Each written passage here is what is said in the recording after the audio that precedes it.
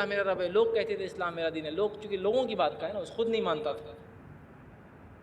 تو اس سے کہا جائے گا نہ تو نے قرآن پڑھا نہ تو نے تصدیق کی، ایک فرشتہ اس پہ لگایا جائے گا، اندھا ہوں گا اور بہرا بھی ہوں گا،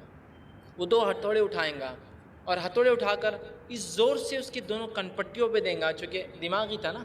جس کو دنیا کے ہر کام میں لگایا سوائے اللہ کی کتاب کو سمجھ میں، نہیں قرآن ہم کو سمجھ میں نہیں آئیں گے، نہیں ہم نہیں سمجھ سکتے، شرم نہیں آتی ہے بولتے ہوئے اللہ کی کتاب کو، اگر ہم نہیں سمجھتے تو اللہ نے پھر کیوں اتاری وہ کتاب ہمارے لیے؟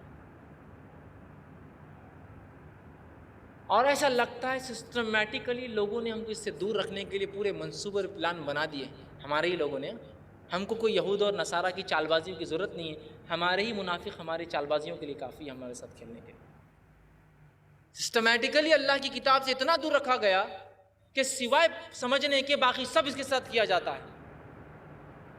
جھگڑا ہو تو قسم کے لیے لایا جا رہا ہے، بیمار ہو تو پڑھ کر بھوکا جا رہا ہے، کورٹ کے اندر اسے اٹھایا جا رہا ہے، اور سب کچھ کیا جا رہا ہے، سوائے اس سے یہ فائدہ اٹھائے کہ اس کو سمجھے، باقی سارے فائدے اٹھائے جا رہے ہیں۔ سمجھ لیں گے تو پول کھل جائیں گی۔ میں ایک مثال دوں آپ کو اس بات کی، سنیے میری مثال۔ نبی اکرم صلی اللہ علیہ وسلم کے زمانے کے کفار ہے، اللہ کی کتاب پڑھی جاتی ہے، سیدھے عقلوں میں جاتی ہے، سننا نہیں چاہتے ہیں، شور مچاتے ہیں، گل کرتے ہیں، چیختے اور چلاتے ہیں۔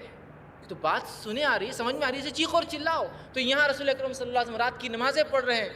کعبے کے اندر، یہ چیختے تھے، چلاتے تھے کہ یہ کیا ہو رہا ہے، اس لیے کہ ان کو سیدھے سمجھ میں آتا تھا۔ عمر ابن خطاب کہتے ہیں ایمان لانے سے پہلے میں ایک مرتبہ صبح ہو گئی، اور جب صبح ہوئی تو میں ایک طرف اور ابو جہل دوسری طرف، ہم دونوں قرآن سن رہے تھے، سیدھے سمجھ میں آتا، ڈائریکٹ جا رہا تھا اندر۔